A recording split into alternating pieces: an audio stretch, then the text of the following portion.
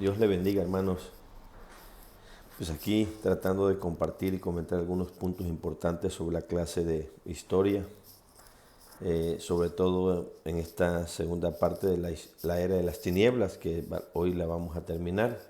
Ya les envié el cuestionario para que corroboren sus preguntas y chequen las respuestas. Pero vamos a ver sobre la iglesia oriental.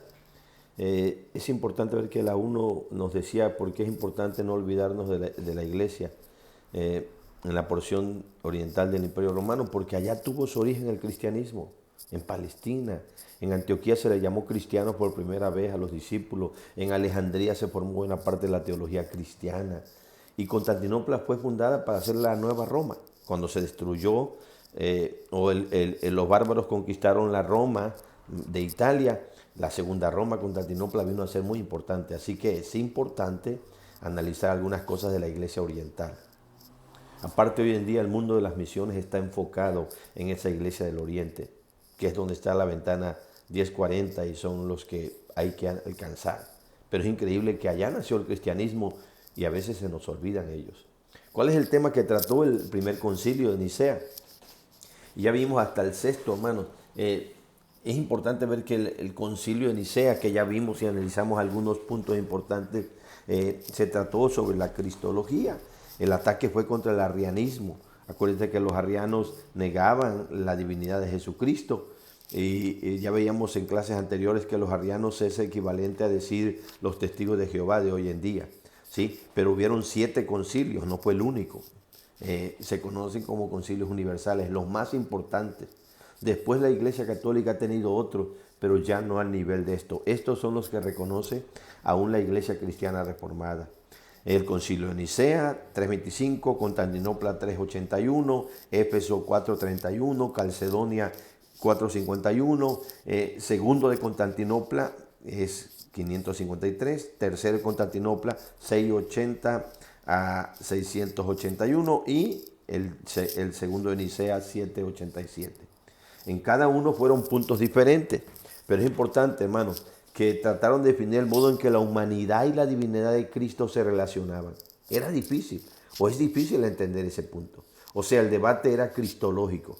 Y en el séptimo concilio ecuménico se trató acerca de las imágenes, entre los iconoclastas, destructores de imágenes, y los iconodulos. Pero bueno, veremos un poquito de eso después. Rápido, ¿cuál es la diferencia en cómo veía la fe, el cristianismo y los de Alejandría y los de Antioquía? Alejandría siempre se ha caracterizado por seguir más conceptos filosóficos de la tradición platónica. El cristianismo era la verdadera filosofía, decían, y para ellos la Biblia era una serie de alegorías. De ahí que hoy en día los métodos de interpretación alegóricos siguen la escuela de Alejandría. Pero Antioquía estaba más cerca de Palestina, siempre hacían énfasis en el sentido histórico, literal de las escrituras. A Jesucristo lo estudiaban, ¿sí? Importante para ver desde una realidad histórica en cómo Jesucristo se había hecho humano y había venido a vivir entre nosotros.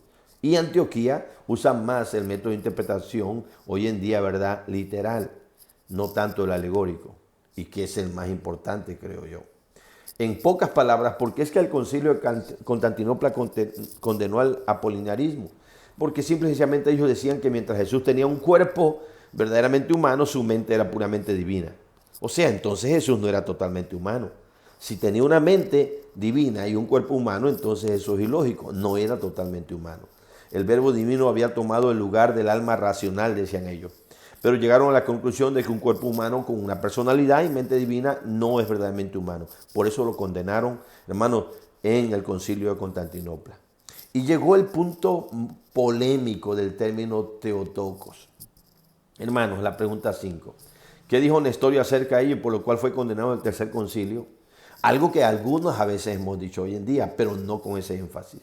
Quiere decir, Teotocos quiere decir madre de Dios o paridora de Dios.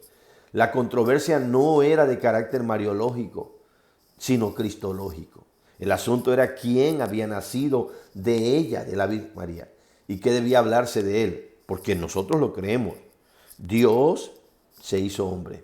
Dios nació como hombre. Óigalo bien, pero es importante ver, Dios ya existía. Pero lo que ellos querían era hablar de la divinidad de Cristo. de que en realidad quien había nacido era Dios con nosotros. Entonces, por eso hablaron de Teotocos, paridora de Dios. Pero, tristemente, ese término, después la iglesia lo usó para enfocar su concepto sobre Mariología, y hoy a María se le llama la Madre de Dios, cuando nosotros sabemos que Dios no tiene ni principio ni fin. Dios no nació un día, se hizo hombre en el vientre de María, pero Dios como Dios no nació, Él siempre ha existido. Pero bueno, ese es el término Teotocos que hoy en día se ha distorsionado tanto, ¿verdad? El error de Nestorio llegó a ser que él decía que en Cristo había no solo dos naturalezas, sino también dos personas, y por eso fue condenado. Porque en realidad lo que creemos es que Jesucristo tiene dos naturalezas y una sola personalidad. Bueno, el monofisismo de la pregunta 6, a quien se le aplicó este término, vemos que, hermanos, es a los que se negaron a aceptar la definición de Calcedonia de dos naturalezas. Ellos creían que solo tenía una naturaleza Cristo, y de ahí el nombre de mono, uno, fisista, naturaleza. Las iglesias que no aceptaron el concilio se les llamó monofisistas, a las que no aceptaron el de Éfeso se los llamó nestorianas. Entonces son cosas diferentes, pero al fin de cuentas muchas iglesias de allá del Medio Oriente, hoy en día aún cristianas, son monofisistas. Trabajan y luchan con el concepto de aceptar que Jesucristo tenía dos naturalezas. La pregunta siguiente nos hacía ver que había que ver el mapa de la página 332. ¿Y cuáles son los 5 patriarcados? Y te habrás dado cuenta que en el mapa los 5 importantes, ¿sí?, donde había un patriarca, por eso se llamaba patriarcado, eran Roma, Constantinopla, Antioquía, Jerusalén y Alejandría. Y esos 5 patriarcados eran importantes. ¿Por qué? Porque era como podríamos decir, como iglesias principales de toda una región. Y de ahí se organizaban las iglesias. Ahí habían patriarcas. Acuérdese, el término a la larga después llegaría a cambiarse por el de papa. Así lo usaría la iglesia católica hasta la fecha en la iglesia romana. ¿Qué es el monotelismo propuesto por el patriarca Sergio y condenado en el Sexto Concilio? Es parecido al monofisismo, pero diferente. ¿En qué sentido? Este viene de la raíz griega mono, uno, igual que la otra, monofisista, pero acá cambia porque habla de telema, ¿sí? Y telema es voluntad. La herejía Camaleón se le llamó. El patriarca de Constantinopla, Sergio, decía que en Cristo Jesús había dos naturalezas, pero una sola voluntad. Solo voluntad divina. Y eso es errado, porque hay una sola personalidad, pero él tenía, al tener dos naturalezas, tenía naturaleza humana y divina, tenía voluntad humana y voluntad divina. Eso es importante en la teología. Parte de esto van a ver en Cristología, ahora con el maestro Adrián, ahora que están empezando, ¿verdad?, en este trimestre. Pero la pregunta 9 nos dice algo importante. ¿Cuáles eran los dos partidos que surgieron en la controversia sobre las imágenes? Ya lo mencionamos hace rato, que se trató en el concilio de Nicea. ¿Y cuál es el argumento de cada uno? Iconoclastas, destructor de imágenes. No creían, y en el Oriente así se siguió, que se debía de usar imágenes para representar a Cristo o a Dios. Y los iconodulos, que son adoradores de imágenes.